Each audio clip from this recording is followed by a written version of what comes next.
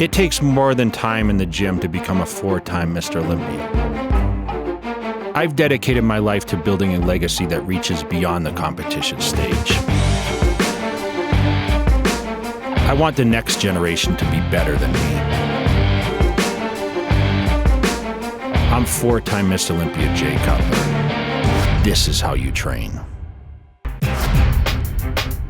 Like a lot of the gyms out there, there's not a standing calf machine available in this gym, so we're gonna kind of make our own. So we're gonna put these quarters down, okay? This is gonna create our platform where, all right, this would normally be like a calf machine, okay?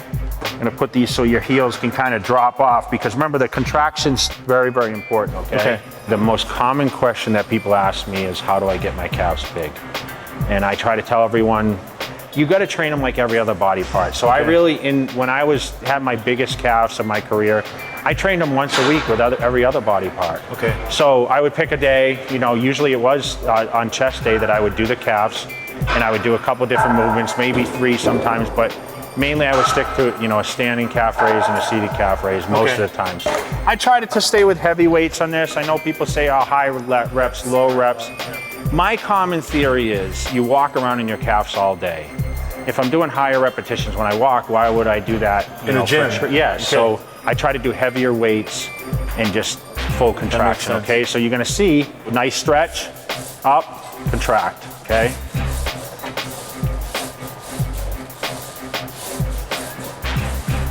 Okay, I don't train my calves as much anymore. I do very little, but you don't need to.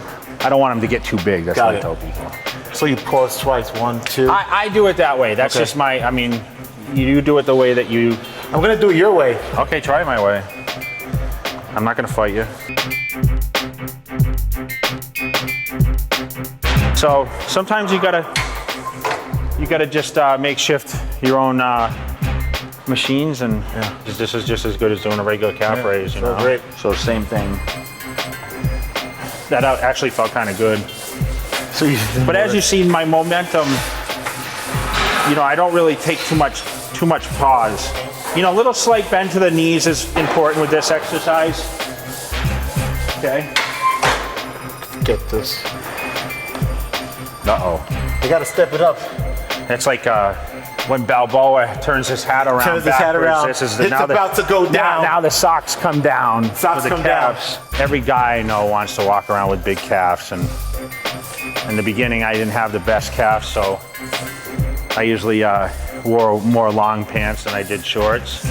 Then in Vegas, you don't have much choice to wear anything but shorts nowadays, so I get tired of hearing about people with genetic excuses. Oh, I just don't have this or that. And yes, it's true. I mean, to get to a certain level, listen, it's like the guy told me, I don't have any abs. Everyone has abs. I mean, it's one of those things where you should still train it. Just keep the routine. Just keep, just because it doesn't grow like the other body parts, don't just skip it, you know?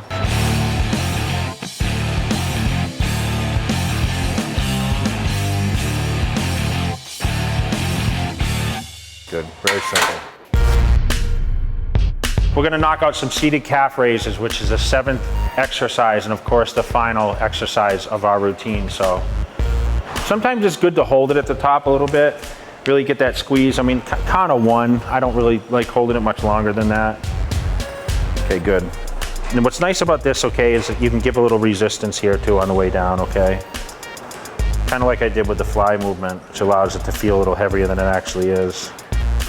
I usually have my partners do that. I mean, I used to load this thing up with 3 plates or 4 plates sometimes, and I'd have even a resistant hand in there. That's good, yeah, good. Lock that thing. My stretch that I like to do the most was this stretch. Okay, so keep the heels flat on the floor.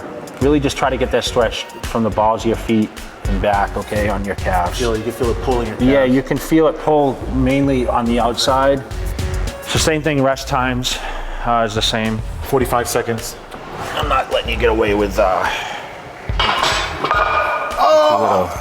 Just kidding. I saw him work too easy on the last set, so. Couldn't fool this guy. Yeah. You actually get some pretty decent calves under those socks, man. I appreciate it.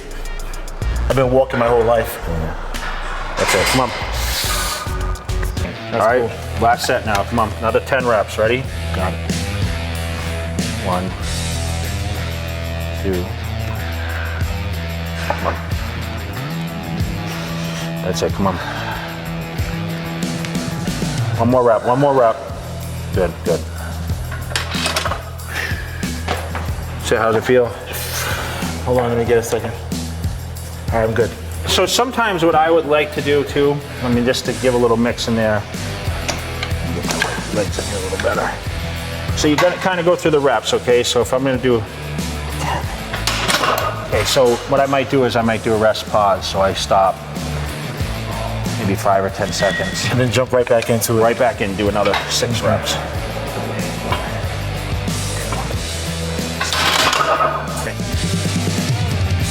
But I appreciate you listening and learning to what I had to say today. I learned a lot. There's a lot that I can preach, even being a competitive bodybuilder, to someone that's not necessarily looking to get on stage. And bodybuilding and this kind of workouts isn't just for The competitor. It's not for just a competitor. Yeah. That's the main thing. Is it's for that average person, and is just find what benefits you and the lifestyle that you live. Okay.